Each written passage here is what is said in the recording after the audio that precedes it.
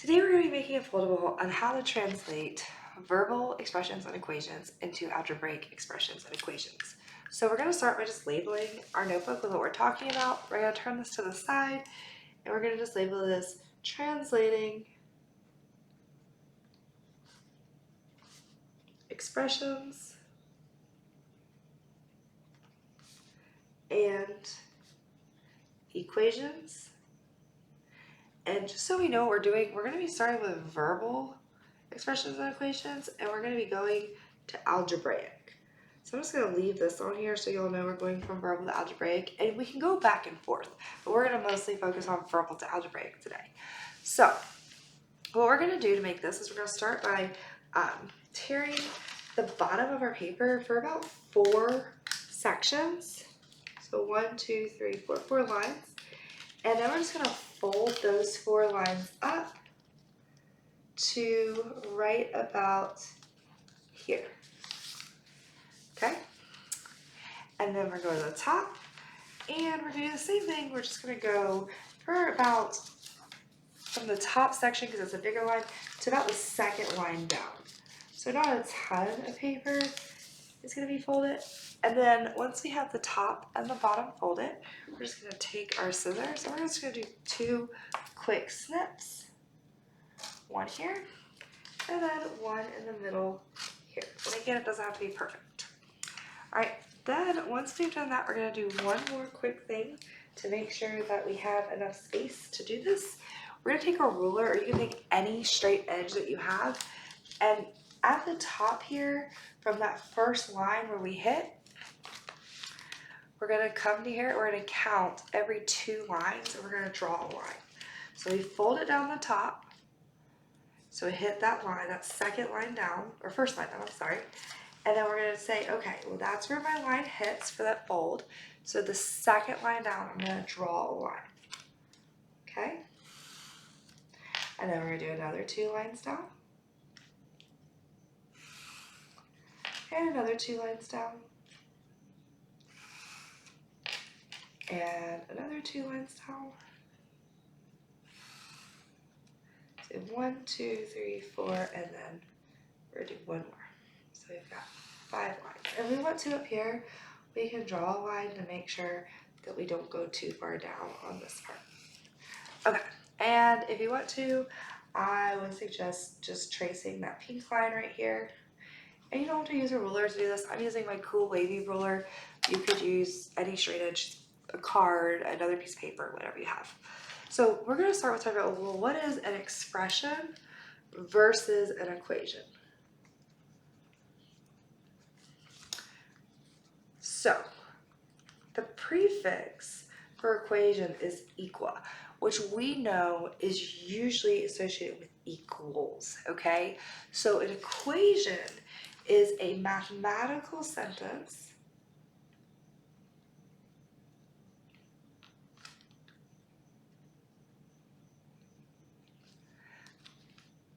with operations, signs, variables, constants, and an equal sign.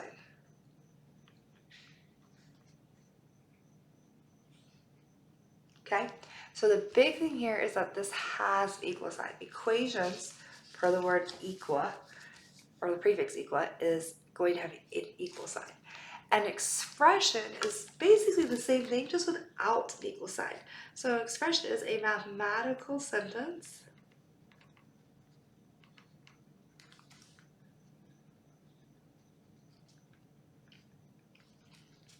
with operation signs,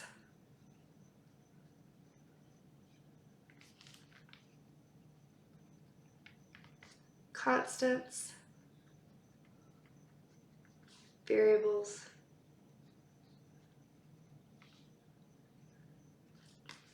and no equal sign. Okay, so expressions have no equal sign, equations do have an equal sign. It's very, very important to remember the difference between the two. All right, because expressions, we're going to simplify. So we simplify expressions. We solve equations, and we can only solve them because they have equal signs. So how do we do this? How are we going to translate these two things? Well, to translate these two things, you first have to know the vocabulary that each operation in math means. So we're going to start with our symbols for all of our operations. We have this symbol, we have this symbol, we have this symbol, we have this symbol, and we have this symbol. So now when we see this symbol, we know what this means. This means to take two things and add them together. But what other words do we read and we think of this symbol? So I'm going to ask you guys to take a second and pause the video.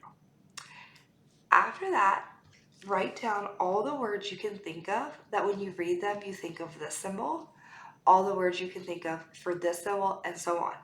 Then we'll go over them together. Okay, so hopefully you took a moment to do that. Now I'm going to write down some of these words. Keep in mind that this is not all the words, okay? This is just some of the most common ones that I came up with in my list. You might have some extras that you want to add, or I have some that you forgot to add. Either way, try to make sure you have a full list. So words for this symbol. Well, we know that the symbol is the addition symbol, so this goes with the word addition. So addition is this symbol. Another word that we think of when we see this symbol is plus. Add is another common one. All right, all together. Oh, my pen's going. Hold on, let me get a new pen. Hold on 1 second.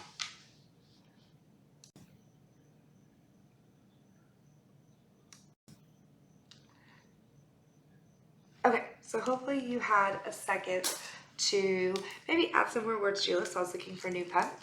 So we have all together. We have combined. We have the word in all.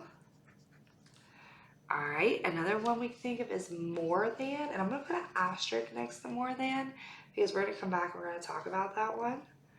All right, we have increase or increase by. We've got the word sum, and we could say and is also to be considered an addition word. So all of these words, when I read these words, I think of this symbol, okay? For the next symbol we have there, we think of words, we think of the symbol when we read words like subtract, or words like take away, or minus, or decrease, or decrease by. Okay? We also think of the word difference. Removed, less than, which I'm going to put another asterisk here because we think of less than. We're going to have some special rules to go with that. Take away, we already have. We have difference, we have removed, subtract, minus, decrease. I got to remember them all. Oh, fewer than could be an example. So whenever we read these words, we're thinking of this symbol. So our next symbol, yes, you guys probably know that symbol as the multiplication symbol, right? When you see that symbol, oh, that was all my pens falling out. When you see that symbol, you're going to think of multiplication. So we have multiply.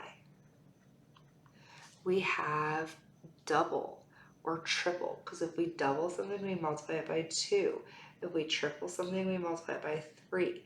We could do like quadruple and so forth. Okay, product. is an example of a multiplication word. Okay, by is an multiplication word. Each is a multiplication word. Times is a multiplication word. Every is a multiplication word. Factor is a multiplication word. You can think of half of. Half of is a tricky one because it could be, it is division, but you wouldn't write that as multiplication. Of is a multiplication word. Of is a very, very common multiplication word. So these are all words we think of when we think of multiply. We're going to have two more things here to multiply. You can also use the dot to show multiplication, parentheses to show multiplication, or we're going to get to where we just start writing two things side by side. So for example, A and B side by side in algebra is A times B, okay? All right, our next symbol we know as the division symbol. So we see that is when we're reading words like divide, all right, or divide by. Okay, other words would be half, quarter, third, so forth like that. Okay, fraction is a divide word. Equal parts is a divide word. Quotient is a divide word. Dividend is a divide word. Divisor is a divide word. And again, there's more words than just this. These are just words I came up with. You might have come up with some extra ones. If you think of a super awesome extra one, let me know. All right, so the other way we can show division, and we're going to be moving away from this symbol as well, is we're going to be writing it as a fraction. Fractions in algebra mean divide. Whenever we see a fraction, that means divide. That is the same exact thing, means the same thing.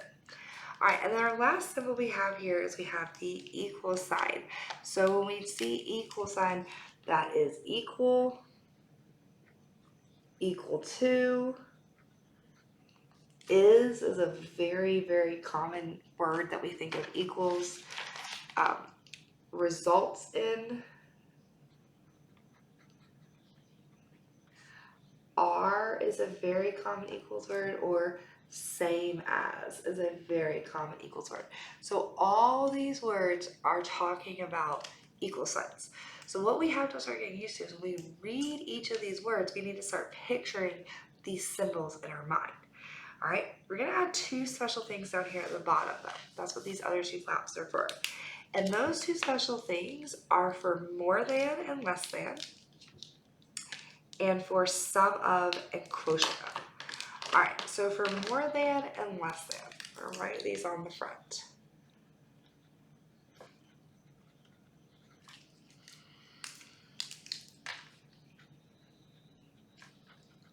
So for these two examples, all right, it's very important that when we read these statements, okay, we always flip the order when writing to the opposite of what you read. Okay, so when we're doing a problem with more than or less than, okay, so whenever we see that, we will always flip the order when writing to the opposite of what you read.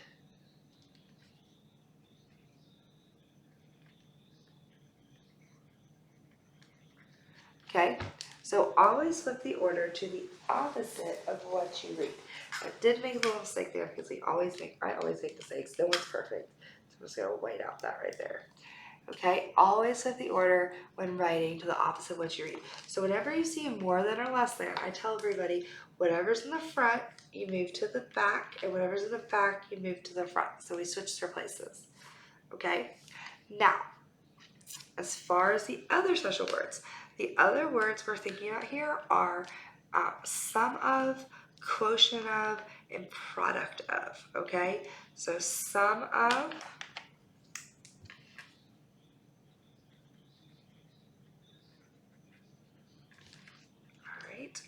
quotient of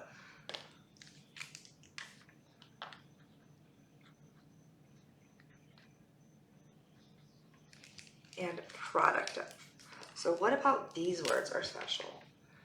All right, these, whenever we see it like this, like product of, sum of, these statements include grouping. So we're gonna include parentheses with these statements, okay? So statements including, we're gonna write this underneath this flat, that statements including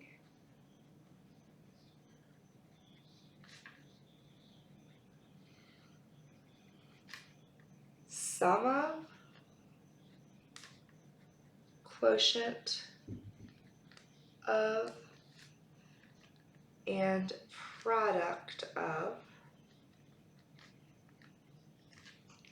usually require grouping symbols to ensure PEMDAS is followed.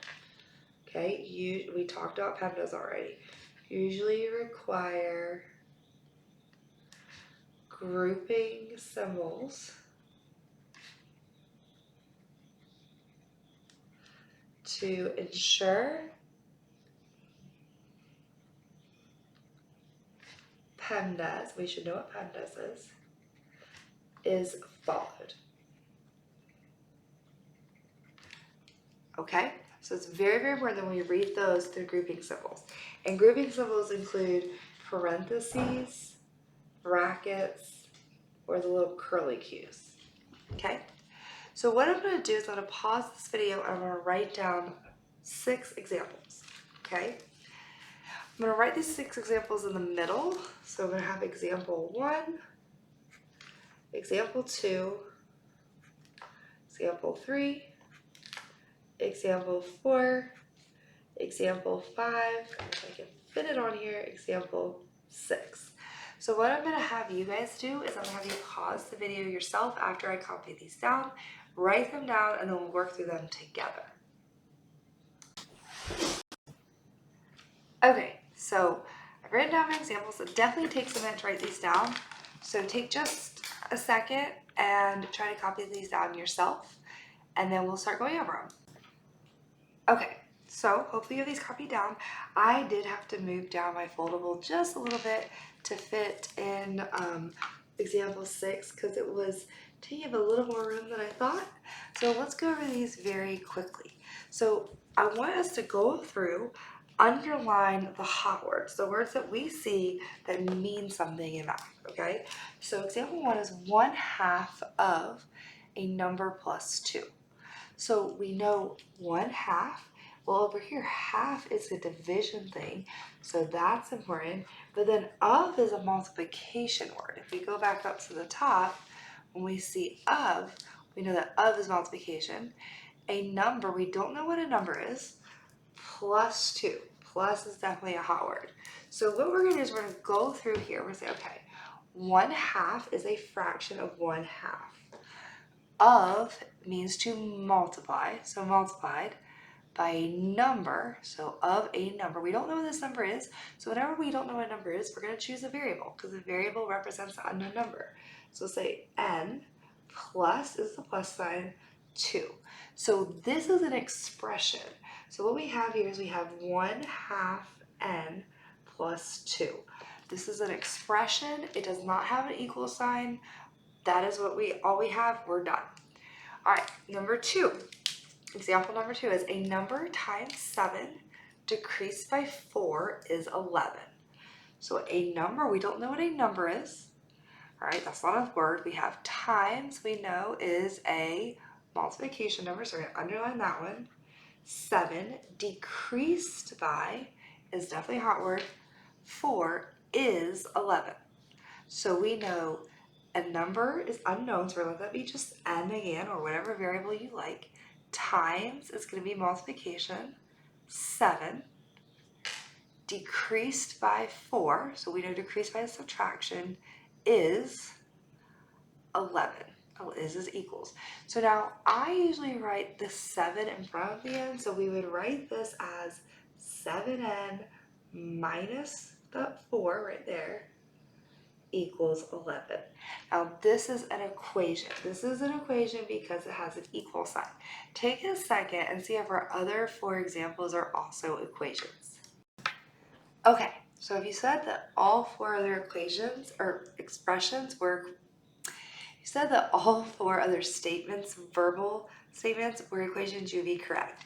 Each one of these has a word is, results in, is, and results in.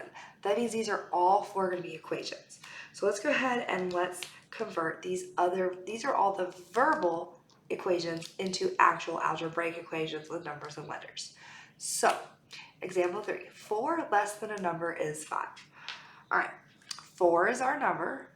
We have less than a number we don't know, so a number that's unknown to us. So let's switch it up. Let's do a different variable. Let's do D is 5. We know that is means equals, and we have 5. Now, less than was our important word because it's subtraction, but we said whenever we see more than or less than, we have to switch the order. So we're going to take the 4 to the back and the number that's unknown to the front. So when I do this, we're going to have D minus 4, or D is, or 4 less than D is 5. Okay? Because if you think about this, the way I always teach kids with this is like this. All right? If I said 4 less than 10, 4 less than 10 is 6. But if I was to write that like this, I would have -6. That's not the same thing. So whenever we see less than, we have to switch the order. All right. Our next problem is 6 plus a number divided by 3 results in 10. So let's try this one. 6, we know plus means to add, or the addition sign, a number. We don't know what the number is, so let it just be n, divided by. So that's n divided by 3. And I'm going to use a fraction for division because that's what we're moving to. Results in 10. So it's going to be equals 10. So this expression, if you come over here, is going to be 6 plus n divided by 3 equals 10. Now, 5 is a little bit different because we see the word sum of. Okay, so remember we talked about this before. Whenever we see sum of, that usually means we're going to use grouping symbols. Okay, statements including sum of require grouping symbols. So here's my shortcut to this. If you see sum of, okay, we know and up here is another addition word. All right, sum of is an addition word, and. So what we're going to do is we're going to look for the and. That's going to show you where your plus sign goes.